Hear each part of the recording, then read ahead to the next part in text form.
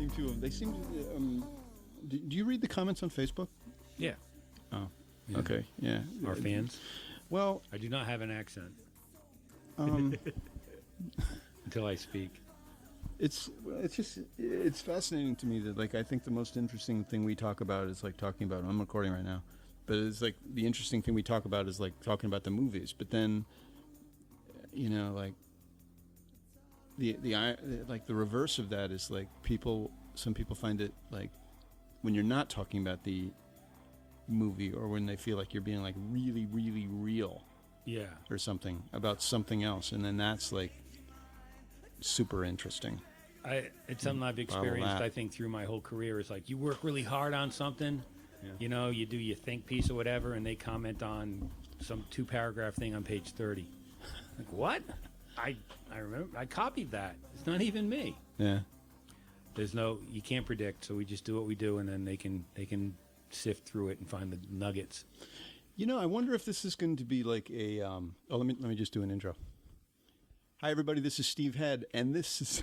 Fuck! I did it again. Fuck! You're on Fuck Radio. Hey, everybody. This is the Post Movie Podcast. I'm Steve Head. I'm John Black. And on this episode, we're going to talk about Tim Burton's and Johnny Depp's Dark Shadows. His reimagining of the 1960s. When was 60s. Dark Shadows? 68 to 70 something? Something like that, yeah. TV show, which I enjoyed. The TV show or the movie? And not like a guilty pleasure. Maybe it is a guilty. Ah, shit. I don't know. Wow, you're already outthinking yourself so early in the broadcast. Yeah, it's just there's a lot of anti-Tim Burton, Johnny Depp sentiment, as if I should care. Yeah, out there. Yeah. Like, I don't know. But we're also going to do. What? We're going to talk about new Blu-ray and DVD releases, because we're just going to do it all in one episode this week. Time-wise, that's how it works for us. It'll still be a 3-hour recording, but so sit back and relax, everyone. This is going to be a long one. Just, did you get this? What is it? Tim and Eric's billion-dollar movie? Yeah, but I haven't seen it. I just watched it the other day. How was it? Well, I enjoyed it. It's a strange bit of humor, but, I love it. The thing that's kind of sticking with me right now is I just saw the last 2 episodes of season 3 of Eastbound and Down, and in which Will Ferrell is featured, and then he's also in this, and then like everything else he's doing. And I was trying to think, like, is there anything? Well, I can think of one film, but what Will Ferrell movie or anything, any character he's done is out there that isn't him being a arrogant, threatening jerk? He's always like a little threatening. He did a soccer movie with Dick. Oh, the soccer. With Ditka. Oh, Jesus, that was like 8 years ago. I know, and it barely played. I don't think it played in theaters, but I thought it was one of the better films because he wasn't the same Will character-esque guy. He became that way during the film at one point. Did he? When he sort of commandeered the team. Yeah. I think that was Ditka's influence. He did Stranger Than Fiction. Yes, that was a good one too. He's good. He's a limited range. He's an acquired taste too. I get a little sick of him after a while. Well, I keep thinking of like, he's going to keep on doing these things as long as he makes money. And then I think back to a quote that Jerry Lewis had in his documentary about how Will Ferrell's not going to last because what he does has a limited. Jerry Lewis said this? Yeah. Who, with his wide range? Right. In other words, Will Ferrell won't be around. Yeah, well. Like other comics who seem to have staying power. Jerry still thinks Steve Lawrence is a big singer. So, Steve Lawrence still around? I don't know. Well, we were just talking about before we started recording, and I'm still thinking about this because I'm so fucking amused by Lancelot Link, Secret Chimp. And I have like just a vague memory of watching this. What was this? Was it a Saturday morning TV show? I think it was like ABC Saturday morning. So like late 60s? Yeah. Why do I think of this and then I think of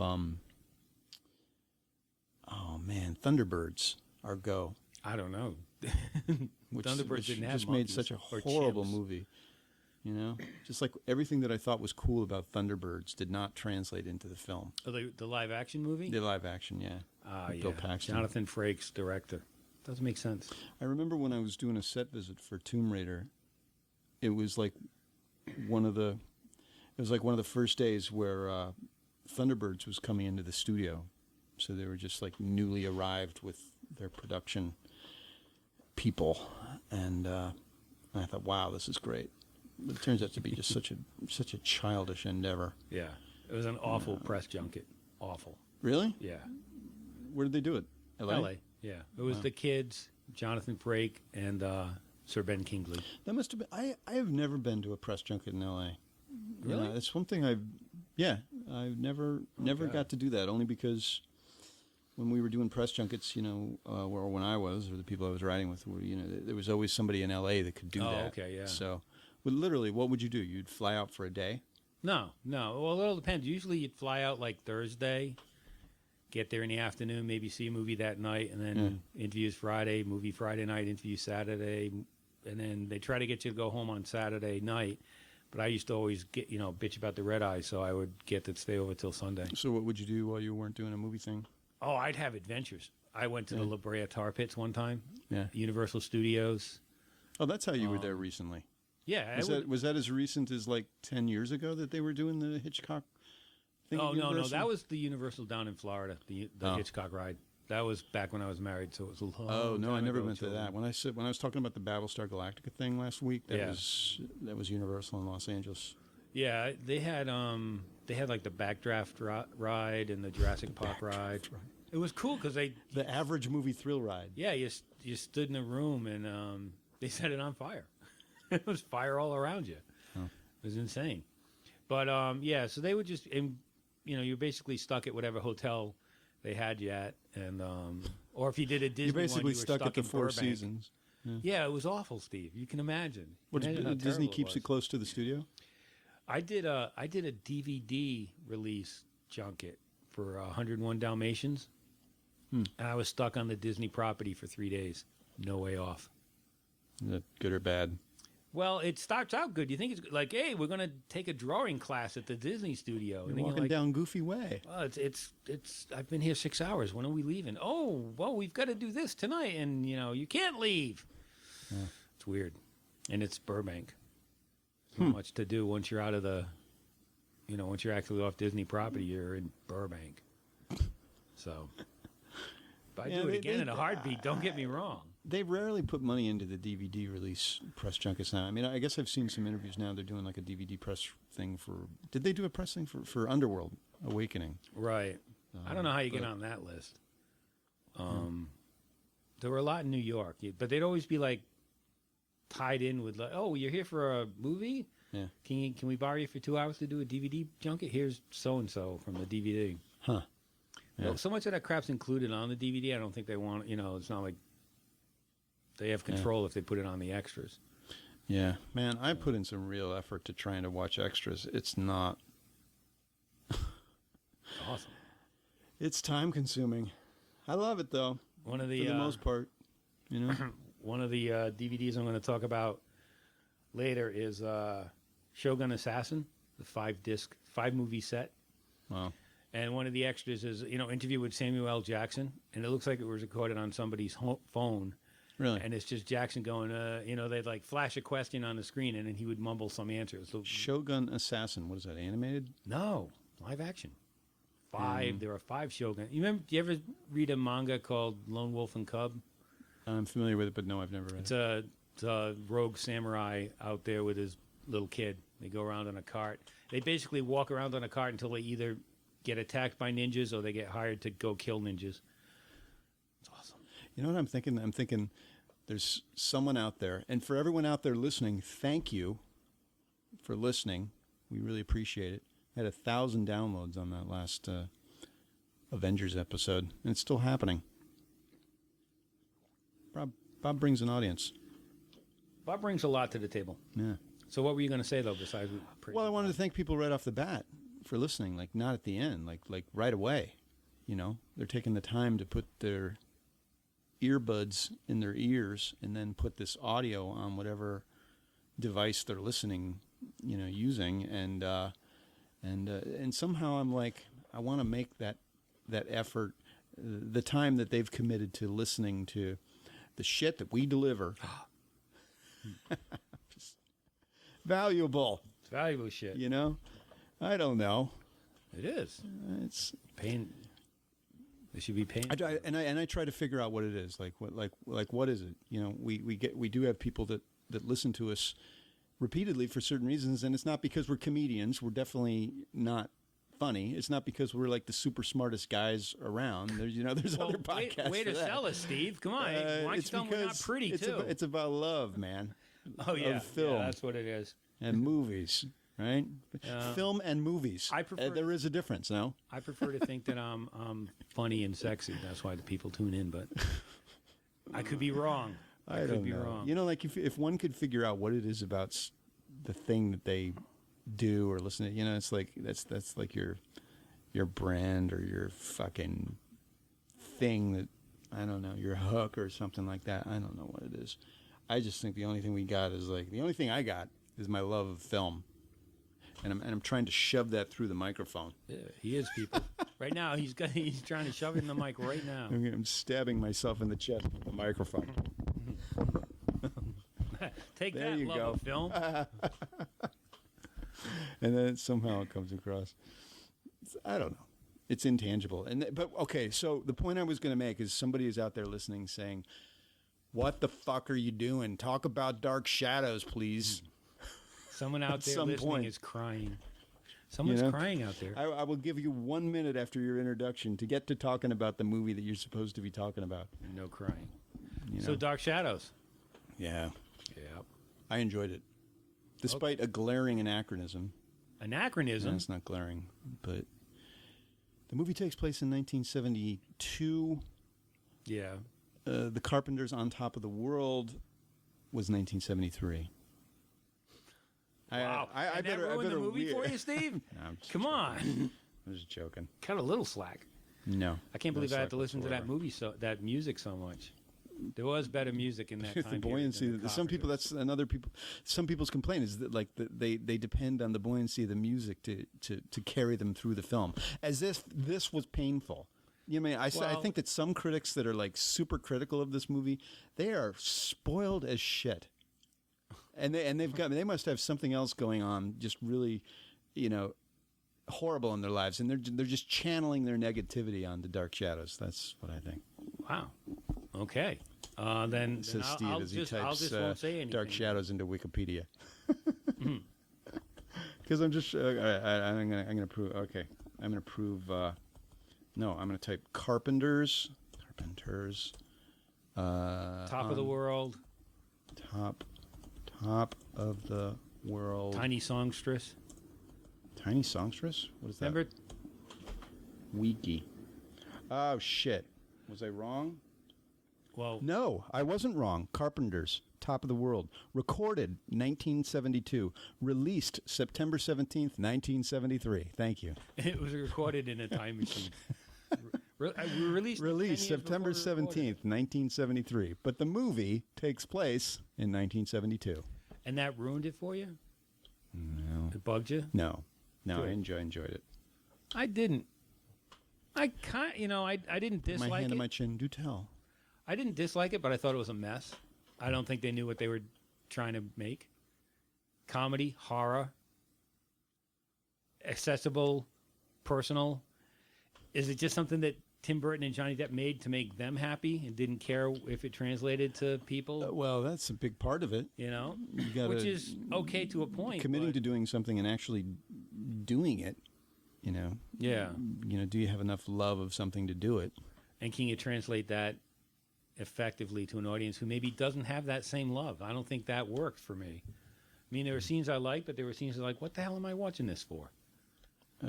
To talk about it. Well, there's a scene where Johnny Depp as Barnabas Collins, he's been turned into a vampire by Angelique, a witch, because he won't love her the way she wants, and he's stuck in a coffin for 200 years. They dig him up, and then nearly 200 years. Well, depending on when the Carpenters released the song. 196. All right, Steve, you're getting lost in minutia. Anyway, when they finally get a scene together, they have a scene where they're going to get it on, as they said back then. And I was like, why is this? It went on way too long. It wasn't funny to me. I was just like, all the damage they inflicted in her bedroom. So what? I mean, what was that about? No, I'm agreeing with you. I don't think. I mean, it was like it pulled me right out. I was like, why am I watching this? You know, this is just Tim Burton and Johnny Depp thought this would be funny, and did it. I think most of it was funny, and I think that. I thought there were bits and pieces. It was really well executed in many ways. I mean, it is a jumble. Yeah, I think a lot of it's.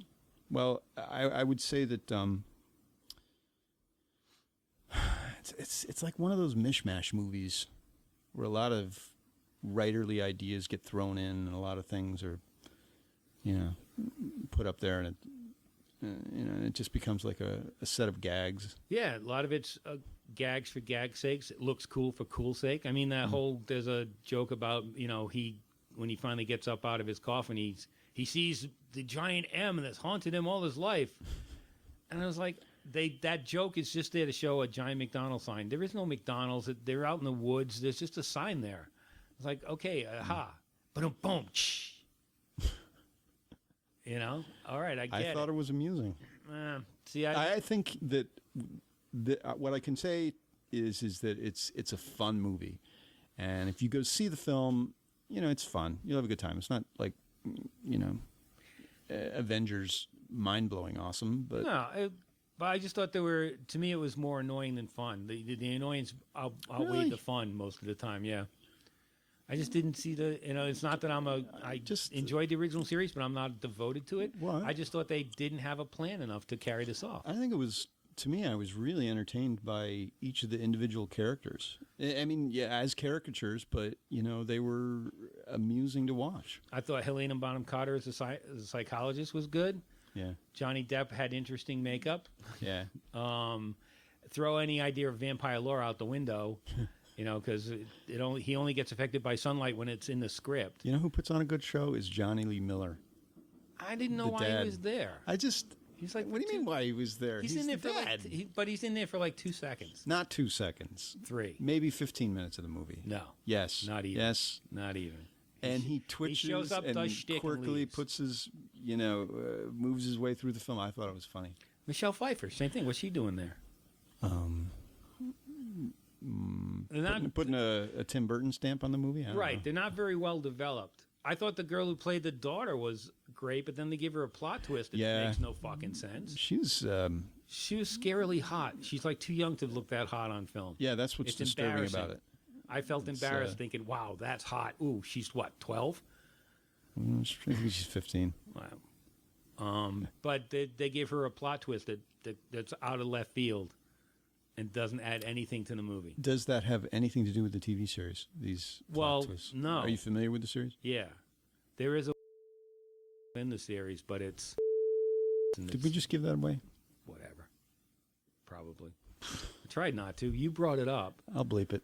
No, leave it in. That's what you said last time when we were talking about the Raven. I will repeat that. I will repeat the expose of the Raven because that movie sucked. I will wear a T-shirt saying that. Anyway, you can repeat it. It gets bleeped. But Werewolf, that twist. My train's here. My ADD's like, there goes the train. Is a different character and it's it's part of the series, but like out of the 600 episodes, it's maybe 10. So again, I don't know, unless they're trying to set up a sequel that involves this girl's problem. They give the little boy, the same thing.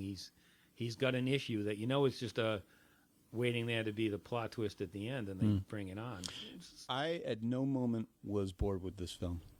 I found it interesting all the way through. I wasn't bored, but I went between being entertained and annoyed.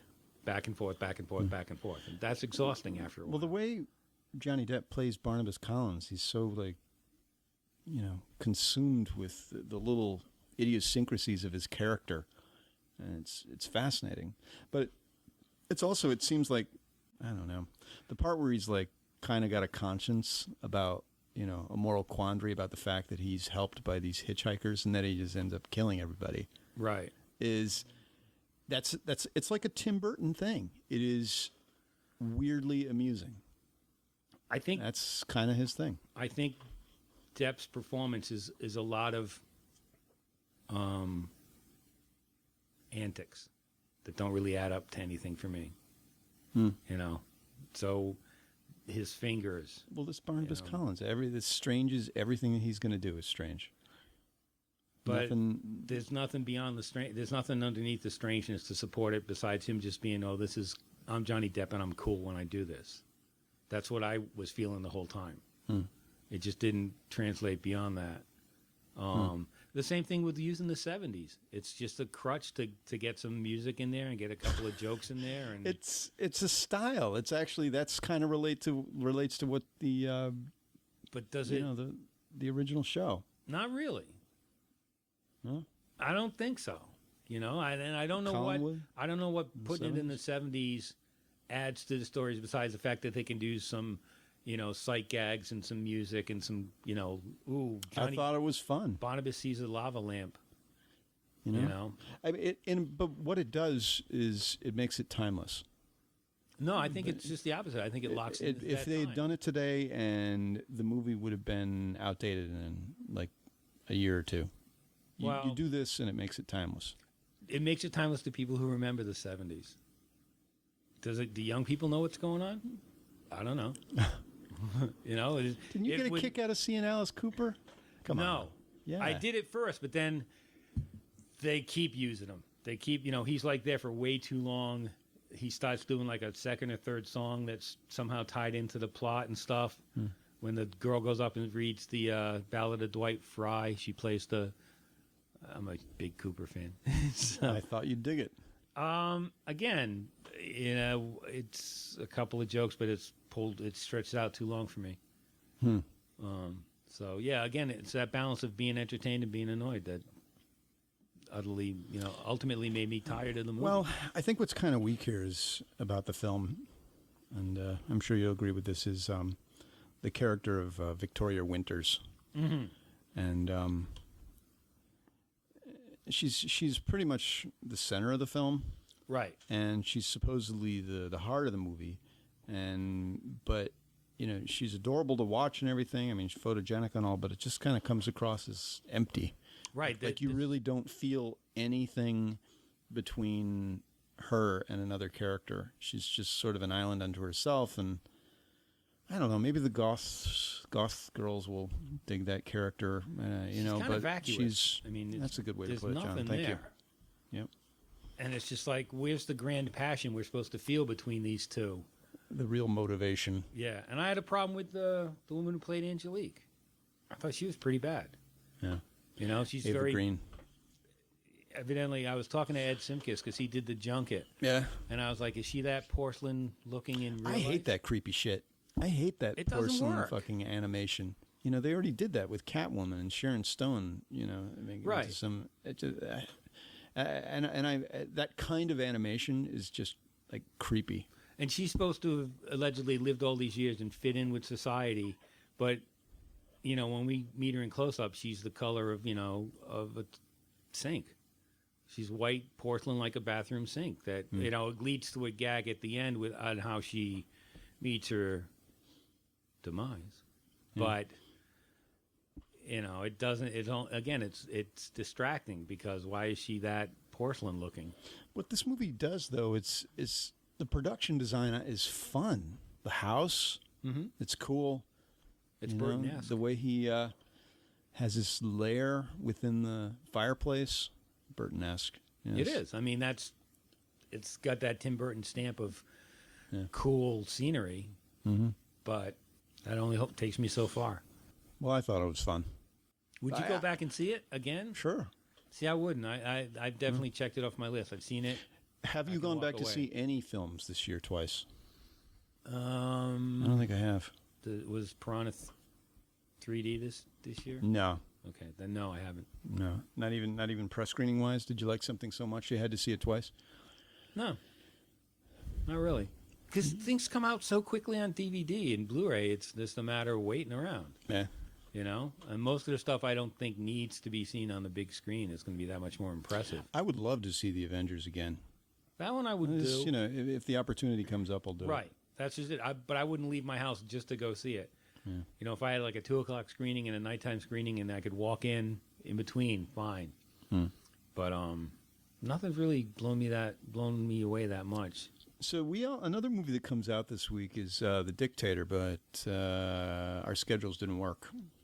I was at the Red Sox game on Thursday, and what? I sent a reporter to cover it. Yeah. Or my friend Jesse, who wrote the Avengers review. So it doesn't actually come out today. It comes out Wednesday? Wednesday, yeah. Maybe we still got some time. And this week was also... It's not that I don't want to see it. You know. First position of ballet documentary that no one's going to go see unless they... dance. Well, maybe nobody you know. Well, yeah. I'm kidding. I can think of like that was three mean. people I'm I know sorry. who would go see I'm it. sorry. No, that was... that made perfect sense. You know, people I know are not going to go see a well, what I meant was movie. like you can say something, and I didn't intend it. You know what I mean? I didn't intend it to sound like you know how you say something. Yeah, I intended it to be funny. I wasn't hurt. Yeah, That's work. what you're worrying about. No, I care about other people's feelings. Yours. I don't. Yeah. So, but it's. I think it's just that they want to give Avengers one more week to kind of run out. Although Dark Shadows will probably be second. It'll be another. Maybe it's another week before the movie theater actually starts making money, because they don't make any money for like the first 3 or 4 weeks or especially something. Especially with like a big thing like that. That's why you're paying $8.50 for popcorn. Because the studios strangle the theaters. They take the money. Yeah, when friend Jesse went to a movie with me, he got a hot dog, popcorn, and soda, and it was like $19.50. Really? What the heck? Yeah. That's my spending money for the week. How do you solve that? Maybe if the movie studios would let the exhibitors earn money off of their films in the weeks that they open, maybe that might change. Other than that, then they're making the money off concessions. Continue to sneak your food in. Yeah, that's the best thing to do. Although I do. You got, I guess at the Fenway they really crack down. They won't even let you bring in coffee. What did we say? I snuck an egg salad sandwich into... that was you? That smelled. Dark Shadows. You were eating egg salad? Yeah, I finished it like right at the beginning of it. That's good. I hope no one thought it was me. No. It was Steve's egg salad. I'm very sensitive to like not making fucking eating noises while... watching a movie, because we were watching this. We were watching the Mark Wahlberg movie, Contraband, and the guy sitting to my left came into the movie maybe like a minute or so, after the press section was closed. Some schmo sat down next to me with hot dog and popcorn and fucking ate the goddamn thing for the next hour. This is right. I mean, I literally wanted to dump the thing on his head. Steve. If only if only your fantasy world played out, it would be a bucket of popcorn over his head and the hot dog thrown across the theater. Wow. There's an underlying It was violence. just so inconsiderate. What? So inconsiderate. They sell that shit that people eat. Yeah, but just to chomp on it like. Well, Steve, couldn't do it's his right to do that. It's not inconsiderate if you eat popcorn at the movie. Maybe he ate it too loud for you. Yeah, but I know. You can't all bring soft foods. And my dirty look doesn't often shut things down. No, people that usually instigates problems when you shoot them that look. I'm staring at you. Don't eat your popcorn so loudly. Oh man. Let's move on to DVDs. Yes. John, tell me about this John Wayne thing you got sitting next to you. That's some other show. So anyway, this John Wayne film collection, it's 10 movies. Wow. And nice. John Wayne's made so many movies. Last time I got a collection of his, it was like the crappy, pre-anything movies when he was a young cowboy making his start. This one, some good stuff there.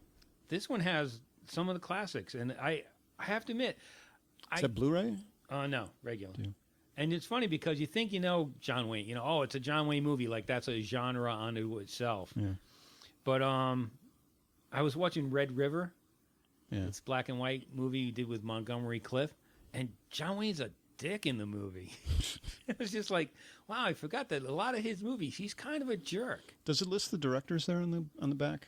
On some of them, Howard Hawks did Red River. John Wayne directed The Alamo. Yeah, I've got the soundtrack on the shelf right behind me here. John Ford did The Horse FYI. Soldiers. No, it doesn't say who directed Legend of the Lost, but it's John Wayne and Sophia Loren, the combination I never thought I'd see. Really? So Fox and MGM kind of have their own. Is it Fox that distributes it's MGM a Fox titles? MGM combo. So it's like Comanchero's on there. Yep. So it's The Big Trail, which was pretty cool, although it's his first starring role, and they're trying to make him more of a goofy leading man, like he's trying to be funny. It doesn't work. So that must have been what, like 38? I don't have the years in this, but so it's Big Trail, Red River, Legend of the Lost with Sophia Loren, The Barbarian and the Geisha, directed by John Huston. It's the first time that it's available on DVD. And then Horse Soldiers, The Alamo, North to Alaska, which is like a big rowdy comedy. Comancheros, The Longest Day, and The Undefeated. Wow, Longest Day, huh? A lot of big movies. Just entertaining. I mean, I remember going to see like McClintock with my dad in theaters. Yeah, you know, that's when John Wayne put out a movie. I was like Clint Eastwood. You know, John Wayne was to my dad what Clint Eastwood became to me. You had to go see everything he did. McClintock. I think I could be wrong. I don't know, but I think the only John Wayne movie I saw in the theater was The Cowboys. Yeah, that's a great movie. Yeah. So, it's a really interesting set. Not a lot of extras. You know, the quality of all the transfers isn't exactly stellar. This isn't a Blu-ray upgrade Criterion collection. This is like, hey, let's box together. You're saying there's a little Mill Creek on this? It's a taste of Mill Creek. I think the last time I got a John Wayne box set, it was Mill Creek. Oh, really? Yeah. And it was funny because they had stuff like his half-hour TV show supporting the war in Vietnam. Really? You know, stuff like that when his persona got bigger than the actor. Wow.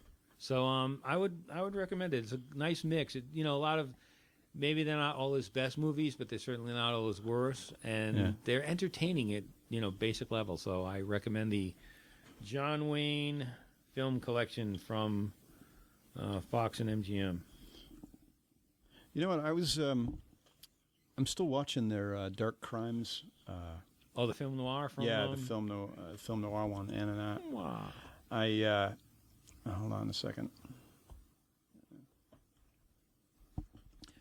The Sound of Typing is brought to you by Mill Creek in their film noir collection. Steve is looking for a title now.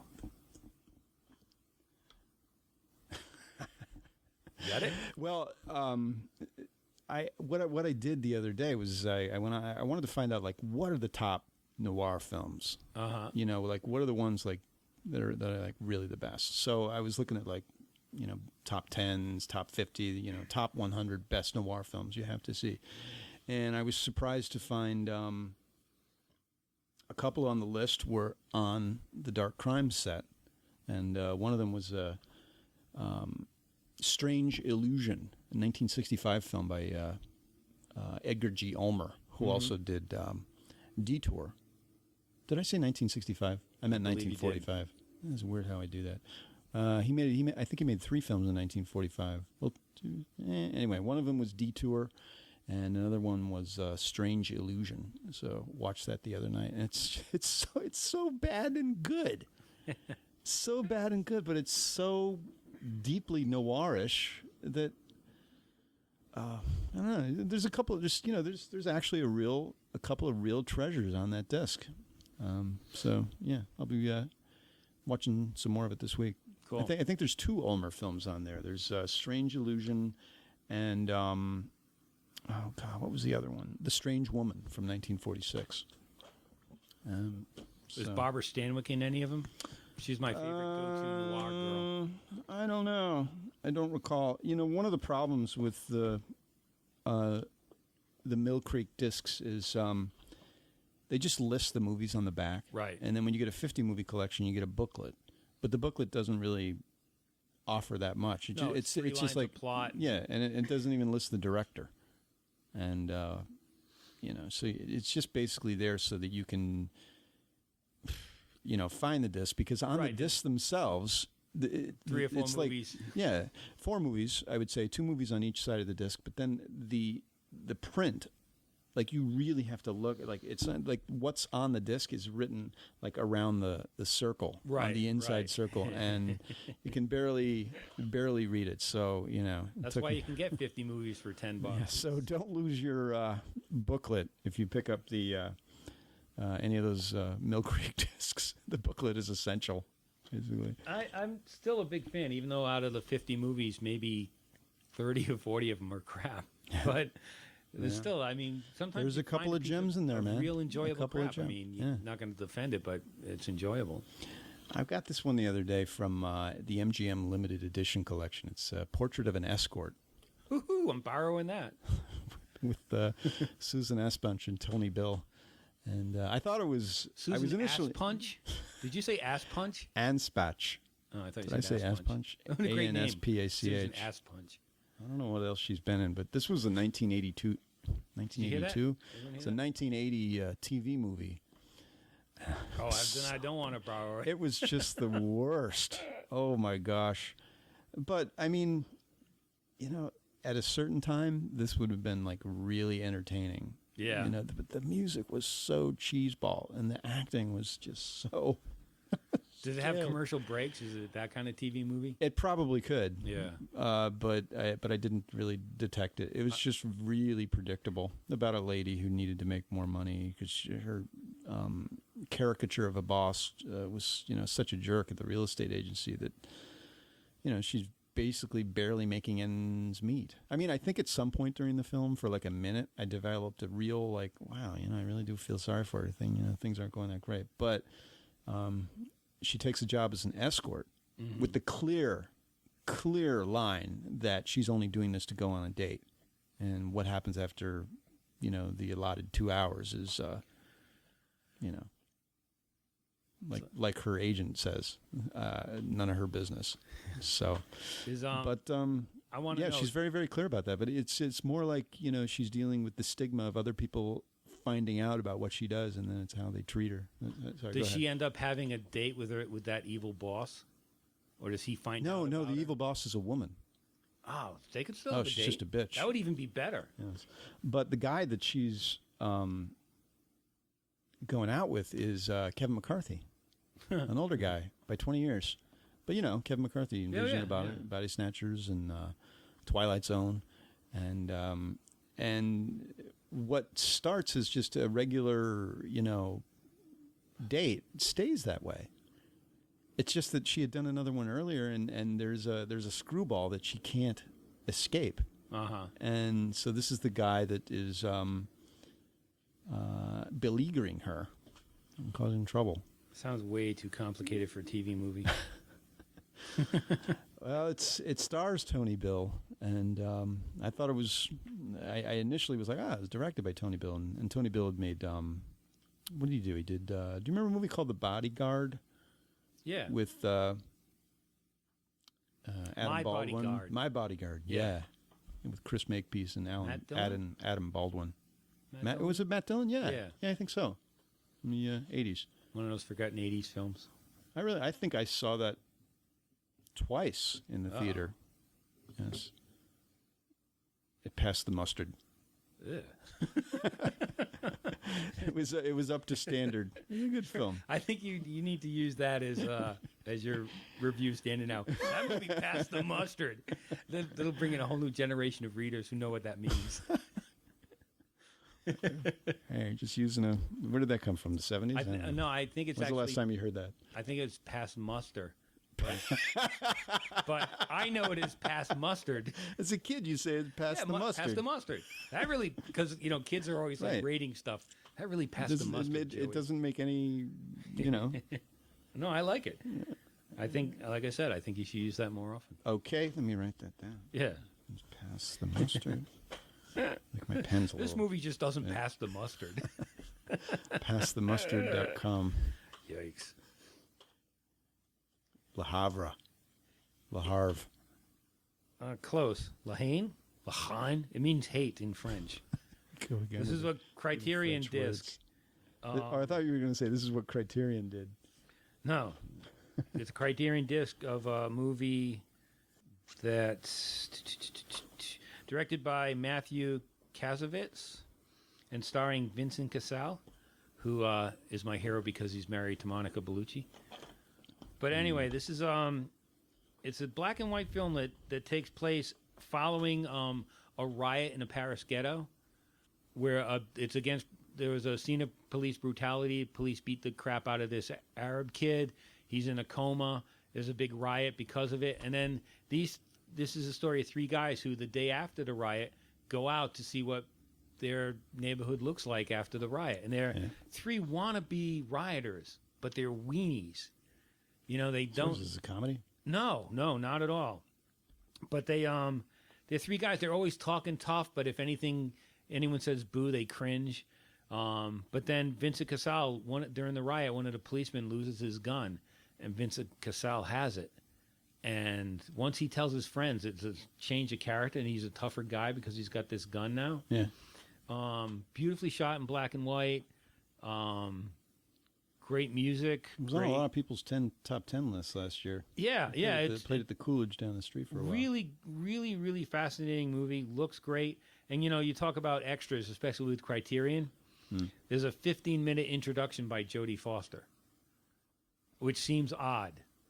But she talks as a director and as a fan of the movie and how she wanted. Those are great sometimes. Yeah, this one is fascinating because she was so impressed by the movie before this. I think it was called Matisse. Yeah. That she contacted him with her production company and said, "Hey, we want to work with you. You're good." Yeah. And the guy basically said, "Well, you may want to wait because I've got another movie coming out at Cannes, and that's totally different. You may not want to work with me after this." Wow, there is something going on down there. There's the fire truck again. Every episode. How many times have we recorded? And maybe the past 3-4 times. Yeah. And then the Brookline Fire Department makes a run by the window. And it's not us calling. Oh. There again. So anyway, Jodie Foster does Engine a great 52. intro explaining why this movie is important to her and why the director is a force. Good articles, of course, in the booklet that comes with it. But despite all that, I just like the movie itself. I knew nothing about it. I kind of forgot I even asked for it. It arrived, and I was like, okay, French movie, black and white. What have I got to lose? And I gained.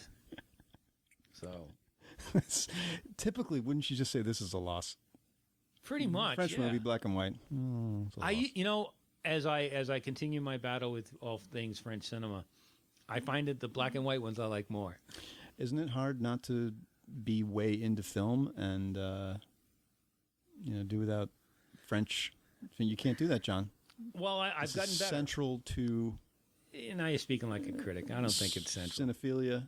And ew. Why do you say that's the definition of what it is? That is love of film.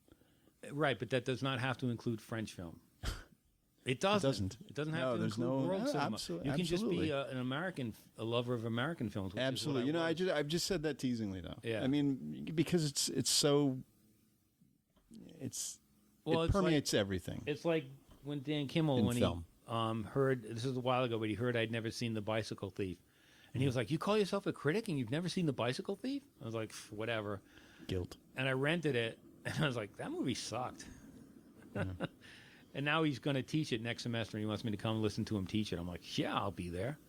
You know what Dan Kimmel's doing right now, I think? I think he's going to come on the podcast maybe next week or the week after, and so it'd be cool to have him on. But right now, I think he just finished giving a talk about Men in Black over at the Somerville Library.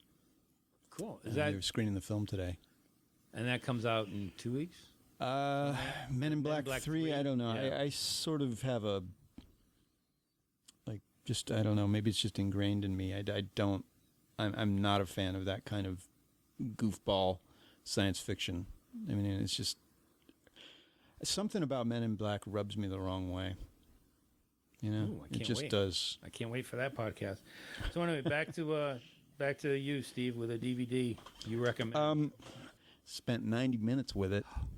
What is it? Norman Mailer, The American. Yeah. It's a documentary from Cinema Libre Studio. The guy has led a fascinating life, but led a fascinating life. But the problem with this documentary is its pacing is almost it's unrelenting. I mean, it's hyped up, and I felt like I was watching it and feeling like this has got to slow down. All of this is just coming at me way too fast. You know, ba-boom, ba-boom, ba-boom. The pacing of the documentary is just, this train is going. And halfway through, I was like, I can't.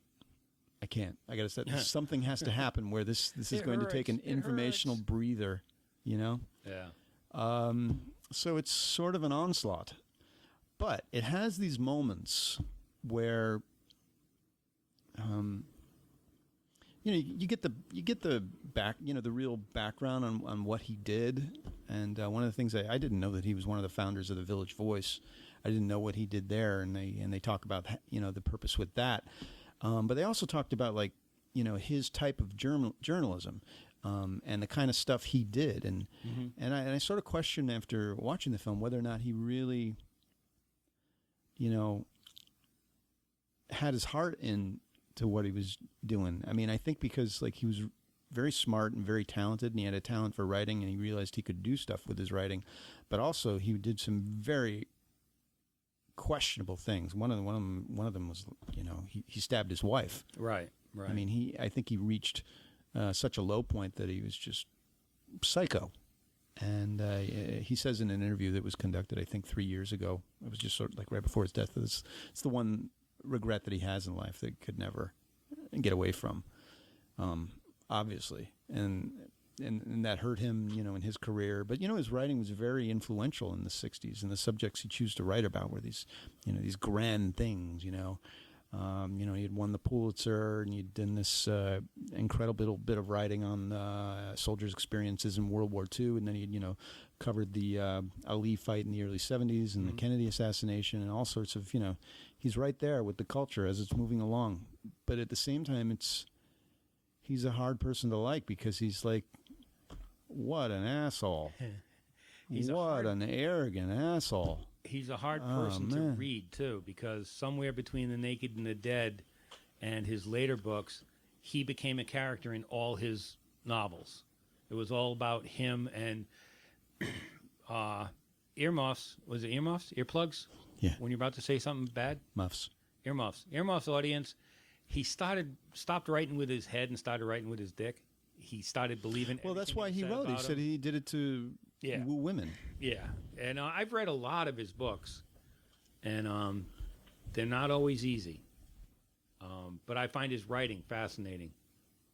You know, I don't like him as. Didn't he? One collection of stories was basically put together to satisfy a contract, but it was just to advertise him. So it was like all about me. That's one of my to promote me or something. Yeah.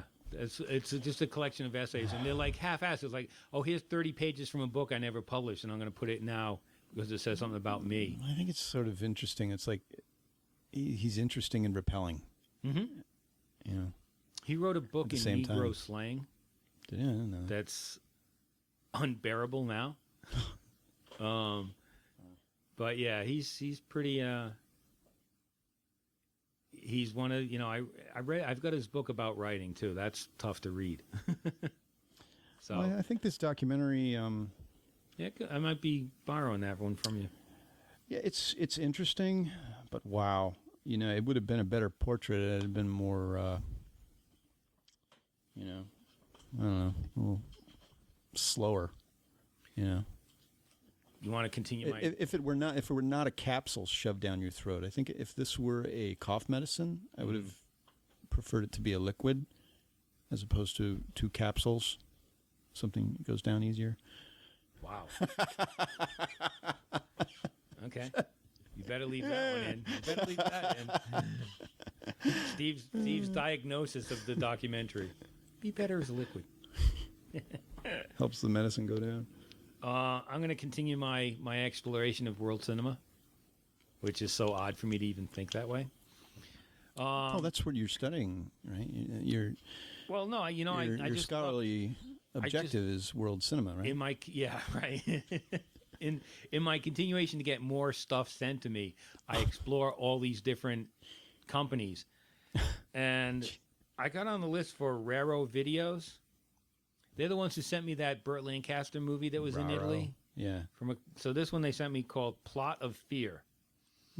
And the Americans in this one are Eli Wallach and Tom Skerritt.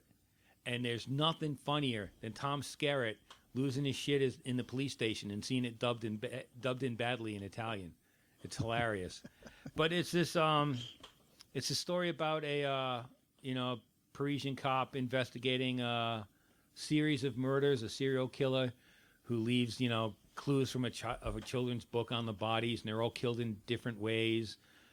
And it's a really complicated plot that ties together pretty well at the end. But it's a 70s French or Italian film. You know how we love, like, 70s New York? I love everything about it. That's why I wanted to watch Portrait of an Escort. Yeah. It was 1980, but I think it was filmed in 79. It just sort of has that, that ambiance, that... Right. That even the feeling, film stock, everything, the look of it is different. So this is a 70s Italian crime film. That's what you should specialize in, John. Film stock? 70s films. I should. I'm old enough to remember them. But this was 76. Really, really interesting movie. And I have to say that there's a woman at Corinne Cleary. I never heard of. Who was in another kind of a legendary movie called The Story of O. She's a French actress or Italian actress. I don't know what she is. Anyway, she's not much of an actress, but she's one of the most beautiful women I've ever seen in a movie. The camera loves her. Yeah. And so when she just stands there and looks at the camera, you're like, I've forgotten everything about how bad her performance is. When do you have that happen to you? I had that happen to me watching Sabrina, the remake with Harrison Ford. Julia Ormond. That was Julia Ormond? Yes. Was that? I was just, wow. Yeah. This is the same reaction. The same. Wow. Although I think Julia Ormond's a better actress than Miss Cleary is. Because I looked at her IMDb, and she's only been in a few movies, and none of them really did much. But she's just, the camera loves her, and so do you. So even if she wasn't there, Plot of Fear, really, really interesting Italian crime drama from 76. Highly recommend it. Raro Video, yeah.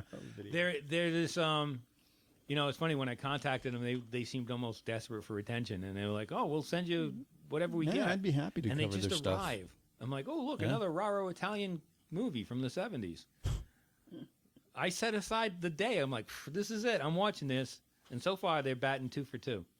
Cool. I'm sure that they've got some crappy thing they're going to send me pretty soon, but I can wait for that. Man, I got one the other day, and this falls into the category of me being a Steve Martin fan, and that is what I hold on to. Yeah. That's the thing I'm grabbing onto in the middle of the bullshit storm. Is the fact that Steve Martin fan? It's a Steve Martin. That's good enough, unless depending on what movie it is. Well, they've released a 2-disc Blu-ray. It's actually a 3-disc edition of Father of the Bride and Father of the Bride 2. And you get Father of the Bride, you get both films on the Blu-ray, and then they have the individual DVDs also in the pack. Okay. And for me, it's all about Steve Martin. Right. And so this was like early? You know what? A little bit Martin Short, because at the time this came out, it was a supporting role that Martin Short did, but I think it's just. He's the gay wedding planner, right? Yeah, something like that. Yeah, with the really weird accent. Yeah. Yeah. Diane Keaton's the mom? Yeah. Yeah. And maybe this is when Steve Martin started doing the taking a turn to the family film kind of thing. Like he plays the guy who's put upon by life. And that's kind of the deal with these two films. But anyway, I watched Father of the Bride the other day for the first time, and probably since it came out. It still works? Yeah, it still works. It's awful cliche these days. You know what I mean? Yeah. I mean, like, I think when you see this film and then you're like, oh, they're doing the montage with some 60s Motown song. Oh yeah. I think in the mid to late 80s, early 90s, there was a lot of Motown that was coming back to use as identifiable, They probably themes. just became public domain or something. Yeah, so he plays he plays a pickup game of basketball with his daughter, and I think it's done to My Girl or something. God, yeah. That's not too heavy-handed. But I mean, I've seen it a couple times, and I also want to say this really quickly: the transfer, the quality of the film was solid. I mean, a lot of these movies that we're seeing that are getting released on Blu-ray are just like they haven't put done onto anything. This was a stable frame, and the color was crisp, and it looked great in high def. So I thought to myself, okay, Touchstone Pictures, you preserved this one pretty well. Yeah. I mean, it is stable and good. So you're getting a quality disc there. I know that sounds pretty fucking lame, but no, it's true. It's true. I think of those movies and other Steve Martins. It's like a lot of the times you sit through a 90-minute movie and you get maybe 5 to 10 minutes of classic Steve Martin, and it makes it worthwhile. That's why I was thinking about him trying on the suit. It's just a bit of physical comedy, but it makes it work. It's more memorable than the contrived family stuff. Yeah. Playing basketball with his daughter to My Girl. That's pretty heavy-handed. It's the 20th anniversary Blu-ray special edition. 20th anniversary. Can you believe it? God. I know. I don't want to. Okay, another family film of a different sort. Mother's Day. Mother's Day? Rebecca De Mornay. Oh, God. For a moment there, I thought you were talking about the new Daryl Lynn Bozeman horror flick that's coming out. This is, there's another one coming out? Mother's Day. Wow. Dun, dun, dun. Well, this is directed by Bozeman, the guy who did Saw 2, 3, and 4. Right? So this is the movie you're talking about. That's the one. It's not coming to theaters. It's already out. It's already out to DVD. Yeah. I loved it. And mainly because Rebecca De Mornay is insane. He's been Facebooking about it for a year.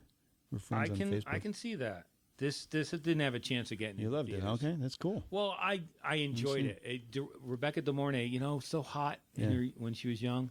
Yeah. And became a pretty decent actress. And she gets the role of a lifetime for her. Is she the mom? She's the mom. She's a psycho too. Nice. And it's basically her three sons. There's a botched bank robbery. One of them gets shot. They have to, they go back to their home base where, to get mom to help them. Yeah. Although while they've been away, they've been out of touch, and the house has been foreclosed on, and other people live there. They break into the house thinking mom's there. It's other people. They hold them hostage until they can get mom to come help them. And mom's such a psycho. It's good, pretty decent action and horror. Yeah. Thriller, whatever you want to call it, but it's filmed in this garish bright light, which kind of makes it strange. Maybe they were going for some sort of bright mommy thing. Yeah, but kind of like shot. It was like shot in a mall, like under bright mall lights or something. But enough plot twist. That's when you combine plot twist, you come up with twat for some reason, in my mind. So anyway, do I edit that or do I keep it in? No. There's enough plot twist and twat to keep it interesting. Twat twist. Yeah, and again, I would just get it for Rebecca De Mornay, and the twat twist. And the twat twist, yes. I went to see my doctor the other day. I'm sorry. No, I'm not. It says twat twist. Anyway, top that, Steve. Follow that. Okay. Nazis at the center of the earth. Dun dun dun. From the asylum. Yikes. It's awesome. It's just they make good cheeseburgers. Yep. They just do. Yeah. They just do. And I want to say, okay, so like you watching this one in high def, you could kind of see the crumbs at the corner of Jake Busey's mouth. Yeah.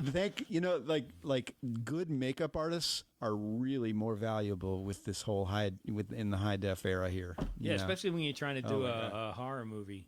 That little brush that makeup artists bring, with their little kit, they got to get everything all around the lips. Have him open his mouth and test it first, so the makeup doesn't crinkle and leave crumbs on the side. Yeah. But does that matter when the big surprise machine opens up and you see who it is? Okay, so we have a group of scientists Where the hell are they? They're on the North Pole, right? South Pole, yeah. They're doing some geological experiments, and in the process, they accidentally uncover a gateway to where the Nazis have been hiding for the past 70 years, 60, 70 years, and building their zombie army, basically. John, you're smiling. I can't help it. This movie made me so happy. And it's sort of like what goes on with the students and Jake Busey, who's the head researcher, is sort of, in a way, it was like kind of what, oh God, what was the Piranha movie that we just saw? The Two-Headed Shark Attack with Jerry Connolly's brother. Yeah. This will be a research mission that you will never forget. Oh man! Hey, they're always, it's the Arctic or Antarctic, wherever they're at the North Pole, and it's, according to the dialogue, it's freezing cold out. But they're wearing like jeans, and there's no smoke coming out of their mouths, no water vapor, and they're only cold when the script tells them to be cold. I just love that. And when they're doing like exteriors, like the shots are so close to their heads, that you can't. You just have to assume that everything else is around them. Right, because they can't afford to fill out do the frame anymore. Yeah, got to do what you got to do. They spent all their money on renting Nazi uniforms. Yeah, so these creepy ass Nazis, led by Dr. Mengele, have preserved themselves in this underground, not underwater, under the ice, where you can see some of the water, city, and. They capture a couple of the students and deface them, literally, to turn them into like some sort of Nazi zombies. Whatever revitalization plan they have, it doesn't really work that long. Right. Well, they've been saving this thing that looks like some sort of canister with some old 1940s tubes on it, and so I'm like, John, John and I were watching a bit of it before we started the podcast, and I had said I hadn't seen this part, and so John said, "Steve, okay, you gotta watch this. Here's the reveal." So the machine, bingo! Mengele kicks things into gear. The machine starts smoking and rattling about, and all of a sudden it starts transforming. Yeah, right. Low budget. And yeah. So this thing starts turning into like a giant robot. Medium-sized robot. And John says, "Wait for the surprise." You pan up to the head. Surprise. It opens up. It's Hitler's head on top of the robot. Shite. Scheisse. And you think that would be the big thing, but no, it goes on for another half hour of Hitler battling people. God. Oh God, it was so funny. It's like I often think that, okay, so I got a shelf full of silent films, which I dig. Yeah. And there's some real shit there, but there's also a couple of shining stars. Yeah. Of bad awesomeness. And I was thinking, like, well, Nazis at the center of the earth would, watching it at 11 in the morning is not the right time to watch this movie. It's just, I often think that about an silent film. I should be watching this sometime around 9, 10 o'clock in the evening. I should be eating some really bad fast food or something. Because that's what I'm putting in my head by watching this movie. That's because you have a roommate. I watched this movie over breakfast. Roommate, my girlfriend. And she's not an Asylum fan, so it makes it a little... So, I just get up and watch it for breakfast. I'm just like happy the rest of the day. Yeah. I feel like when I put an Asylum film on in the apartment, with Sarah, I don't want to do that to her. She just doesn't. I empathize. Oh, I do. Yeah. But I have said there are a couple of these that you really would, you'd really dig. I feel that way when my brother says, I go, can I watch a movie? He's like, yeah, what? And I have to throw in some artsy fartsy foreign film, and he sits there like an angry Buddha. Really? Yeah. He just hates that kind of movie, but he knows I have to watch it. Yeah.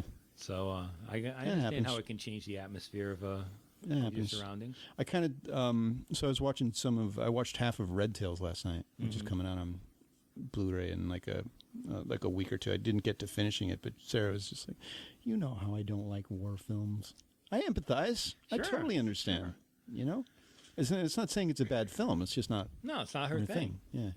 If Yeah, I understand that completely. But what I saw of Red Tails, man, that was some amazing dogfight. You didn't footage. see it in theaters? No, I didn't. Oh. It passed me.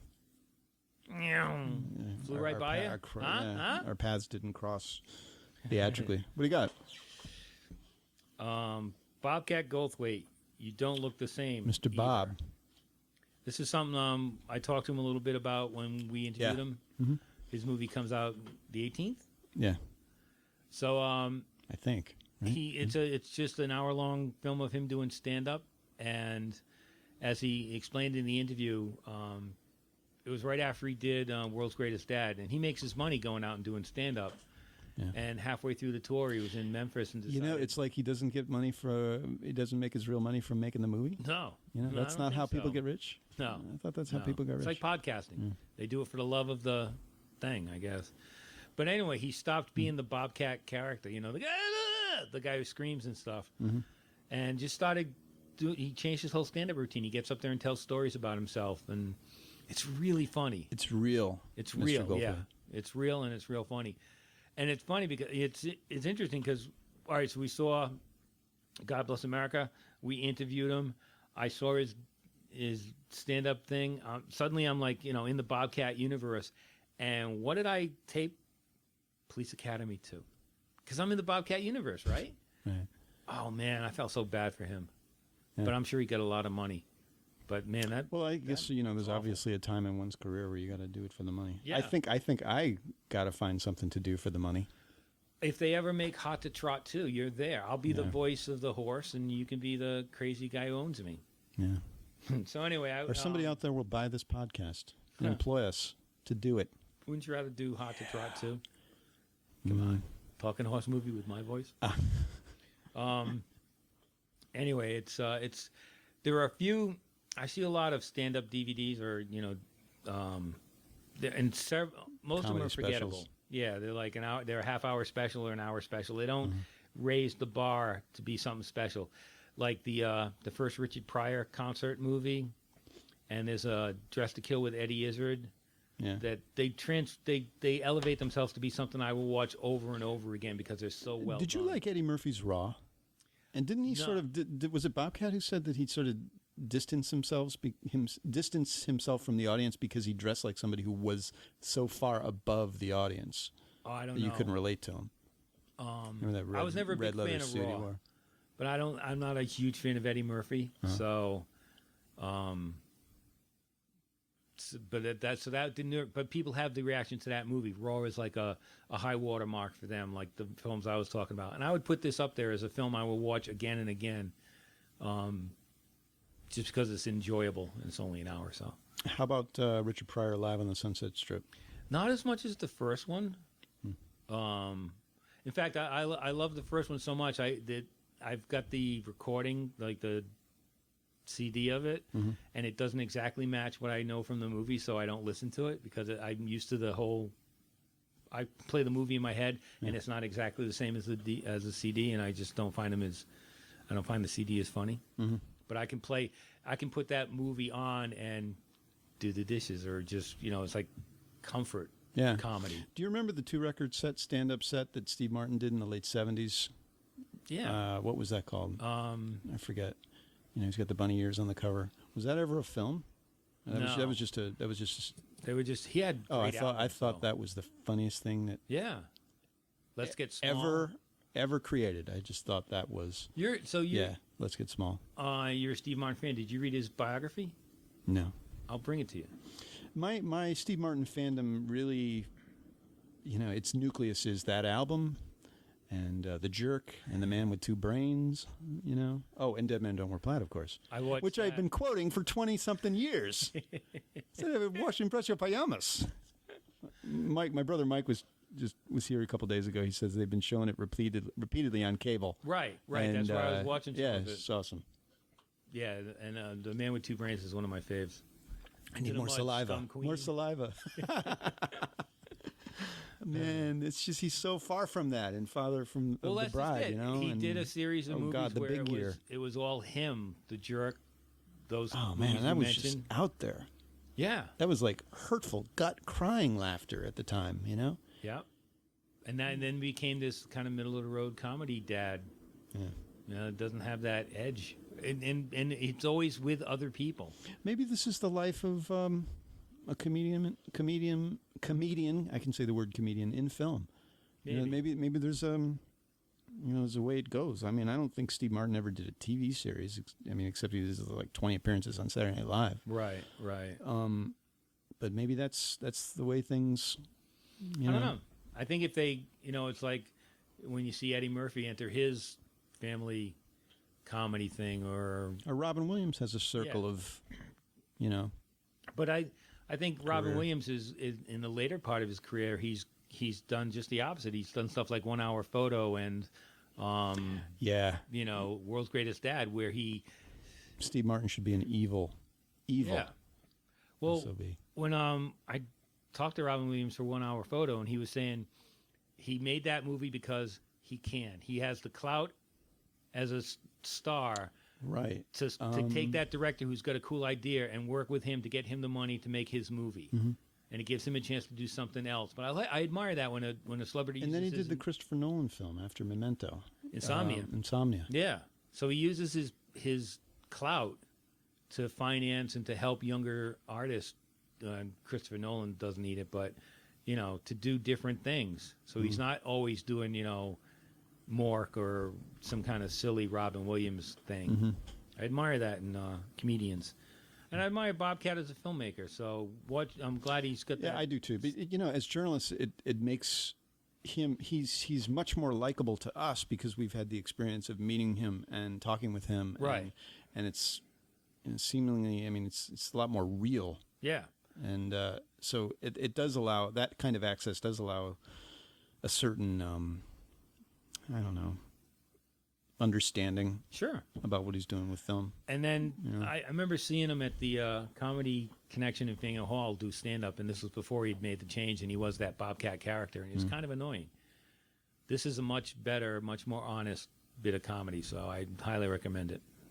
Are we good? Sure. Anything else you want to talk about? Just one more, if I can. Yeah, go for it. Shogun Assassin. Oh, sweet. That looks nice, man. It's a 5-film Blu-ray collector's set.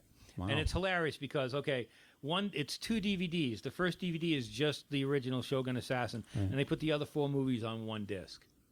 Blu-ray. Yeah, Blu-ray. Wow. For anyone who's not familiar with the series, Shogun Assassin, it's the story of he was the Shogun's head assassin.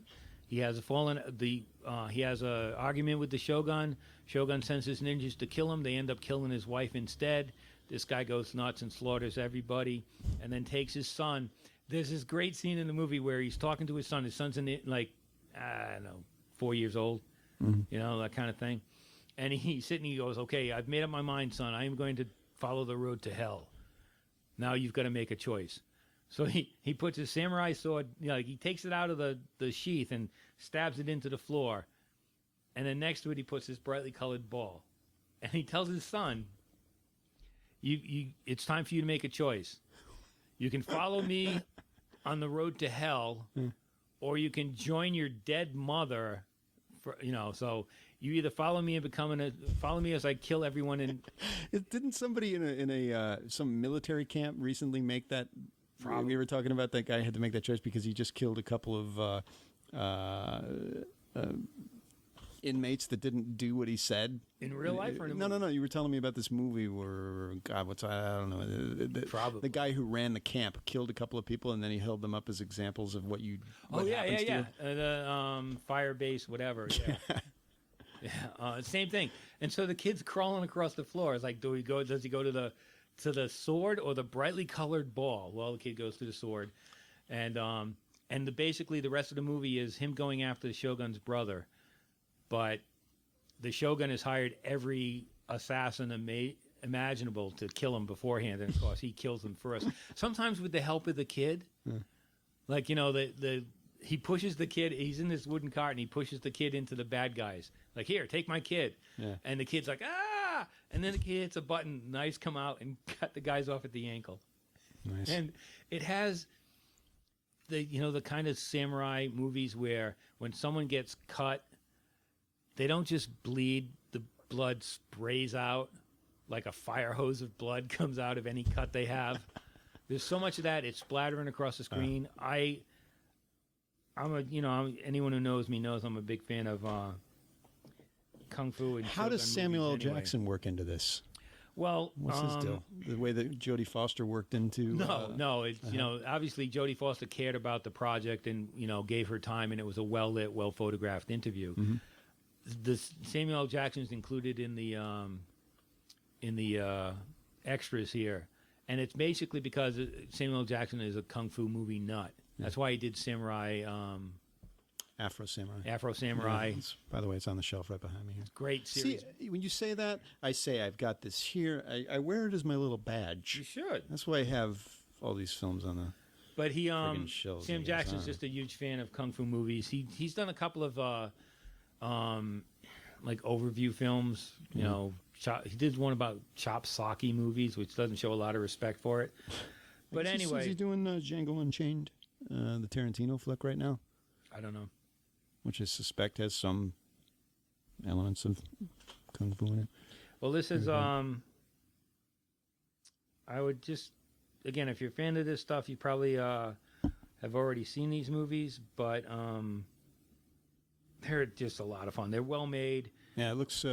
It's one of you never should judge a movie or a book by its cover. I'm totally judging it by its cover right now, and it looks pretty damn cool. Yeah, yeah. 5 movies, 427 minutes of kung fu, samurai, sword fighting stuff.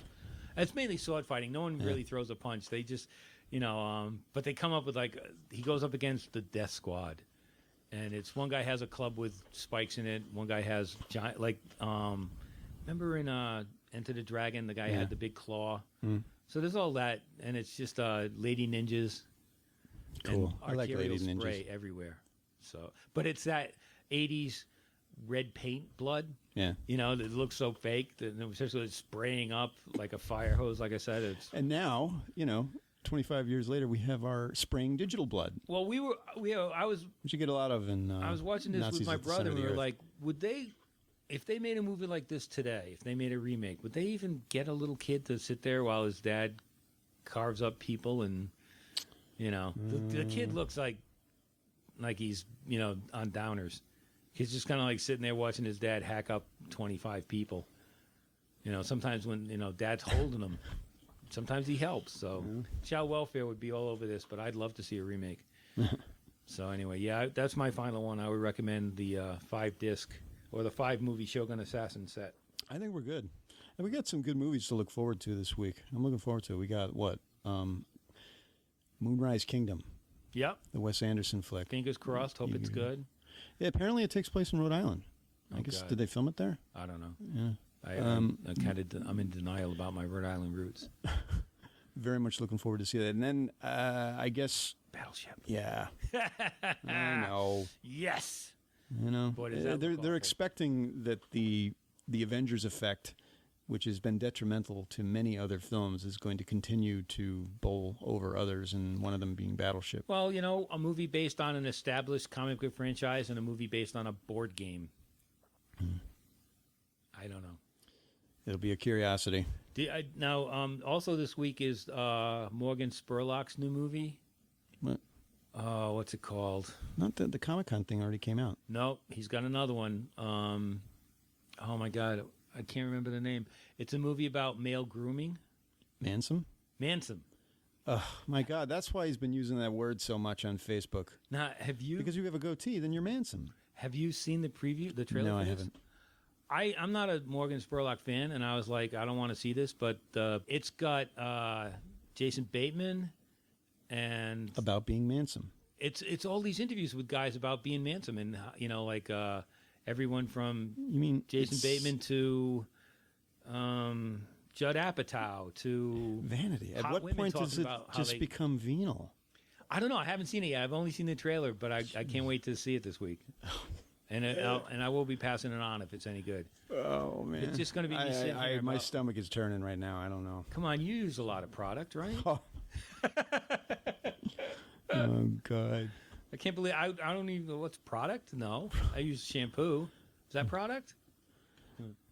I think we're good. Man, I got to say, so I was walking back from the coffee shop, as I have been for the past couple of days. Yeah. Get some work done. So the video store is closing, and periodically I go in there to check and see, what the deal is. Like they're having their blowout sale. Right. But every time I go in there to get something, it's sad. I mean, you probably want to, before you hit the T on your way back, you might want to stop in at Movie Works and see if they got that. I tried to get, I knew they had a couple copies of Andrei Tarkovsky's Stalker, gone.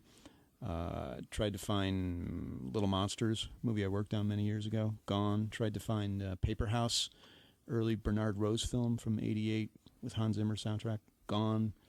I Am Curious Yellow, gone. That's what happens with the big sales, but they're like selling all Criterions, at rock bottom prices. Yeah, rock bottom prices. They're all there. It's sad though. How far away is it? It's Movie Works. You can see right out the window here. Okay. It's it's just around the corner. Right. I mean, it's right. It's almost directly across the street, just right over there. The last video store, which might make a good name for a movie someday. And we're good. You can listen to all of our episodes online. We're at post-movie.net. And thank you for listening to this episode. Thanks for sticking with us, everybody. We really appreciate it. And if for any reason you want to send us an email, let us know how things are going, send us an email. We're at contact@post-movie.net. I think we can also be reached at... Reeked? Yes. We can be reeked? I'm going to take a shower. I think we can also be reached at contact@postmovie.net. Okay. We're going to set that up. But we're on iTunes, and if you leave a review, and a couple of people have, and that's been awesome, and so thanks for listening to our responses. But don't let it stop. Keep on reviewing. If you can send us any sort of positive whatever on iTunes, if you can write a review for us on iTunes, go ahead and do that right now. We would be so thankful. Oh, my God, it would be awesome. That would be like, fuck yeah.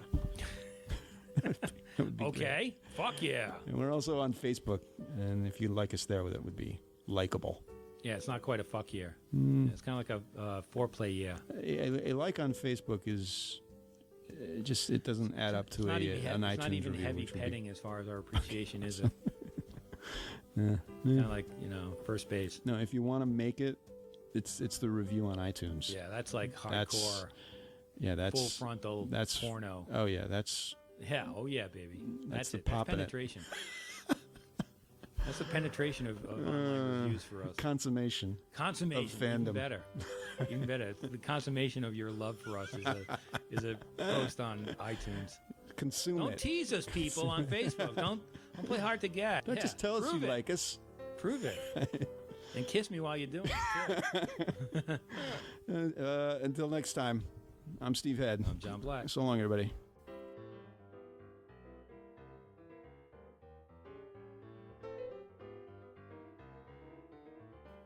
Wow. Is that like 6 hours? 1 hour and 25 minutes of awesome.